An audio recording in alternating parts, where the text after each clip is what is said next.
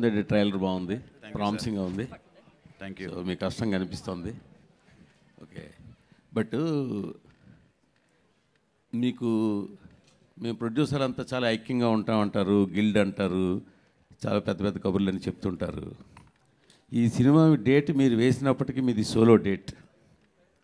తర్వాత దాని మీద వచ్చి టకటక పెద్ద సినిమాలు కావచ్చు, చిన్న సినిమాలు కావచ్చు, లేదో పోనీ మీతో అన్నీ పడ్డాయి. మరి మీ గిల్డ్ ఏం చేస్తున్నట్టు, మీరేం చేస్తున్నట్టు? మేము ఐక్యం కాబట్టి కలిసి వస్తున్నాం కదండి. ఐక్యం కాబట్టి కలిసి వస్తున్నాం కదా. అంటే మిగతా డేట్ ఖాళీ వదిలేస్తారా? అది నన్ను అడగకూడదు, నేను ముందు డేట్ వేసాను, నా మీద వచ్చినా అని అడగాలి ఆ క్వశ్చన్ మీరు. అంటే మీరు అడగాలి కదా. అదే అండి, నాకన్నా మీరు అడగచ్చు కదా. మీరే కదా అడగాలి, గిల్డ్లో మీరు కదా ప్రస్తావించాలి. నన్ను వాళ్ళు అడిగితే నేను చెప్పేవాడిని, అడగనప్పుడు డేట్ వేసినాక నేను అడిగేది ఏముంటుంది ఇక. కానీ సఫరర్ మీదే కదా. ఎందుకు? 12th తెలుస్తుంది సఫరర్ ఎవరు, ఇప్పుడు తెలుస్తుంది.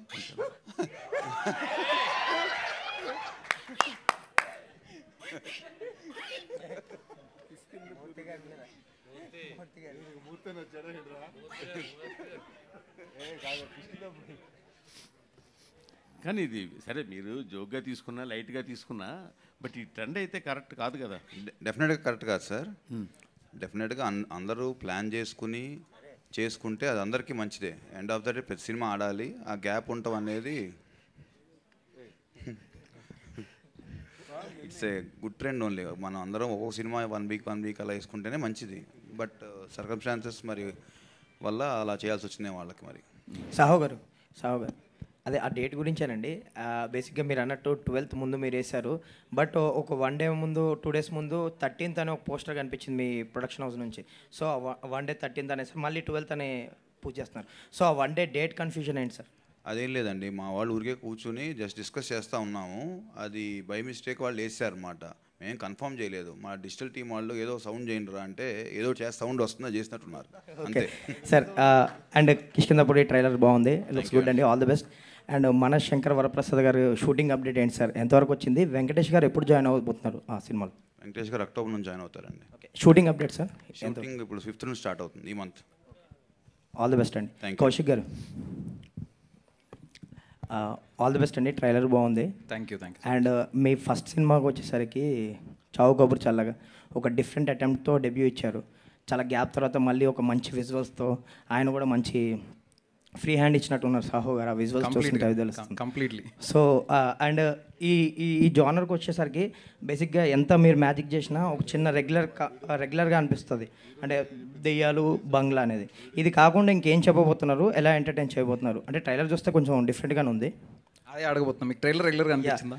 లేదు, బట్ ఆ పాయింట్ కొంచెం రెగ్యులారిటీ కదా, సో అది కాకుండా ఇంకేం చెప్పబోతున్నారు ఆడియన్స్కి? డెఫినెట్లీ సినిమాలో చాలా ఉంటుంది మ్యాటర్. అంటే ట్రైలర్లో ఇచ్చిన ఇన్ఫర్మేషన్ చాలా తక్కువ. అంటే ఇప్పుడు ట్రైలర్లో మీకు యాక్చువల్ చూపించింది ఫస్ట్ 15 minutes అండి, కథ ఫస్ట్ 15 minutes. ఎందుకంటే మనం కథను రివీల్ చేయలేం, అందుకే మేము ట్రైలర్ కూడా మీకు ఎక్కువ చూపిలేపాం అనమాట. సో బట్ ఈ సినిమా మీకు ఒక ఎక్స్ట్రాడనరీ కాంటెంట్ డ్రివెన్ అండి. మీకు కథ ఫస్ట్ నుంచి స్టార్ట్ అయిపోతుంది, ఎక్స్ట్రాడనరీ కంటెంట్ ఉంటుంది. మీకు 2 hours ఏం జరుగుతుంది నెక్స్ట్ అని ఒక ట్విస్టులతోటి చాలా కథాబలంతో ఉంటుంది.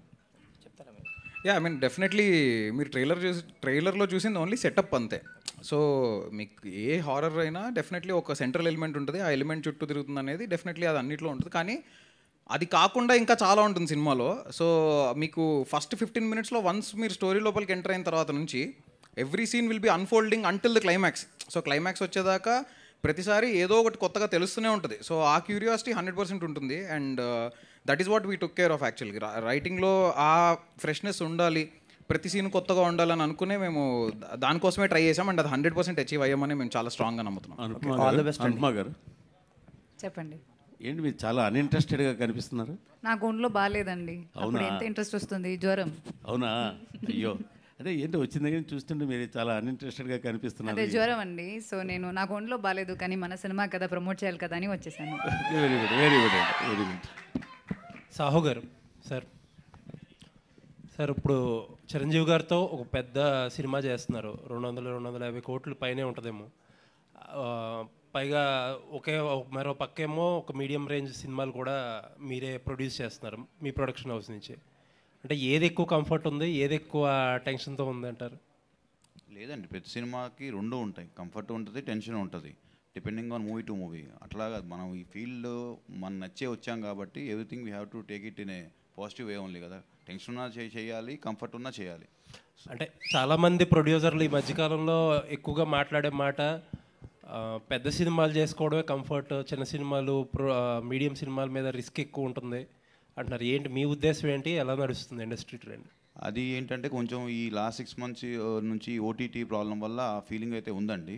బట్ డెఫినెట్గా మనం బడ్జెట్స్ కానీ అన్ని కంట్రోల్లో చేసుకుంటే డెఫినెట్గా any project is safe project. And ఇంకొకటి నాకు తెలిసిన విషయం ఏంటంటే భైరవ్ ఆయన ప్రీవియస్ ఫిల్మ్ కంటే కూడా కంట్రోల్ బడ్జెట్లో చేశానని తెలిసింది. అంటే మన కథకి ఏదైతే కావాలో అది మనం చేసామండి. భైరవంలో ఐ థింక్ 3 హీరోస్ ఉన్నారు, ఆ కథ సెటప్ అంతా వేరు, మన సెటప్ అంతా వేరు. మన సెటప్కి ఎంత కావాలో that we spend. All the best. Sai మామూలుగా హారర్ థ్రిల్లర్ సినిమాలకి ఆడియన్స్ కానీ లాంగ్వేజ్ పరంగా లిమిటేషన్స్ ఉన్నాయి. అలాగూ మీ సినిమాలు డబ్బింగ్ చేస్తే హిందీలో బాగా ఆడతాయి. సో ఈ సినిమాకి బాలీవుడ్లో హారర్ సినిమాలకి బాగా రెస్పాన్స్ ఉంది. సో ఇలాంటి సబ్జెక్ట్ని పాన్ ఇండియా లెవెల్లో రిలీజ్ చేయకపోవడానికి కారణం? అంటే సార్ డెఫినెట్గా హిందీలో అన్నిట్లో ప్లాన్ చేద్దాం అనుకుంటున్నాం సార్. ఇప్పుడు 12th ఇక్కడ చేసి నెక్స్ట్ వీక్కి 19th అలాగా ప్లాన్ చేద్దాం అనుకుంటున్నాం సార్. మిగతా లాంగ్వేజెస్లో ఇక్కడ రెస్పాన్స్ చూసి తమిళ్లోను హిందీలో చేద్దాం అనుకుంటున్నాం. ఎందుకంటే మీకు హిందీలోను తమిళ్లో కూడా మీకు హారర్ సినిమాకి చాలా మంచి ఫ్యాన్స్ ఉంటారు సార్.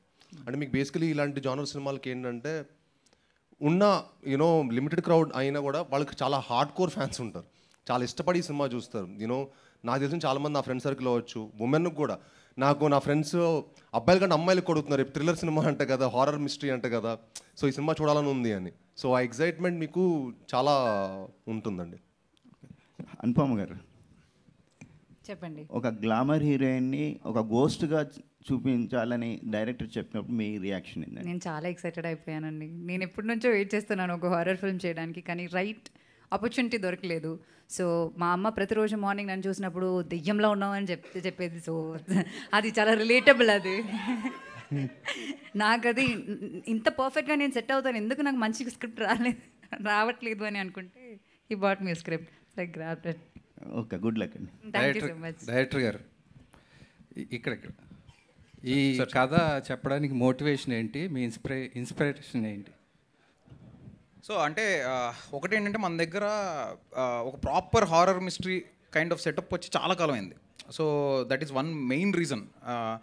అండ్ నాకు పర్సనలీ హారర్ సినిమాలు అంటే చాలా ఇష్టం. సో అదొక రీజన్. ఇంకోటి ఏంటంటే ఈ కథ రాద్దామని స్టార్ట్ చేసినప్పుడు రామాయణంకి ప్యారలల్స్గా ఏదైనా చేయొచ్చా అంటే, రామాయణం తీయొద్దు, మనం తీస్తుంది రామాయణం కాదు, కానీ రామాయణంలో చాలా నీతి ఉంటుంది. అందులో మనము ప్రతిసారి ఒక కైండ్ ఆఫ్ వర్షన్ వింటుంటాం. సో అందులో ఉన్న నీతిని ఒక మెటఫర్గా రిప్రజెంట్ చేస్తూ చెప్తే ఎలా ఉంటుంది అనే ఒక థాట్ నుంచి స్టార్ట్ చేసాం అనమాట. అంటే ఒక బేసిక్ ఐడియా, ఇది సినిమాలో డైరెక్ట్గా ఉండదు, కానీ ఏంటంటే ఒక మనిషి శరీరం అనేది ఒక అయోధ్య లాంటిది. అందులో ఉండే రాముడిని ఆనందరాముడు అంటాం. సో అయోధ్య లాంటి మన శరీరంలో ఆనందం అనే రాముడు ఉన్నంత వరకు మనకి ఏ సమస్య ఉండదు.